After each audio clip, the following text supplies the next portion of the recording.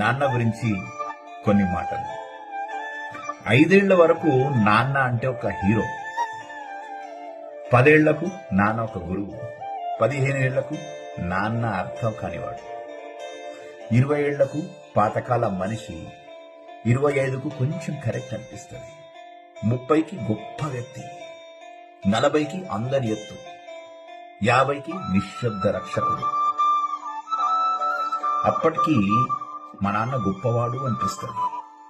కానీ చాలాసార్లు ఆ మాట వినడానికి ఆయన ఉండడు. 90% ఇలానే జరుగుతుంది. అదృష్టవంతుడు అంటే ఎవరో తెలుసా? నీకు 50 ఏళ్లు దాటిన తర్వాత కూడా మీరు నాన్న అని పిలవడానికి ఆయన ఉన్నారు అంటే మీ అంత అదృష్టవంతులు ఎవ్వరు లేరు. చెట్టు నీడ ఉన్నప్పుడు విలువ తెలియదు, పోయిన తర్వాత అంటే చెట్టు లేనప్పుడు, ఎండ తాకినప్పుడే అర్థమవుతుంది ఆ చెట్టు విలువ. అందుకే నాన్న ఉన్నప్పుడే ఆయన విలువను గుర్తించు.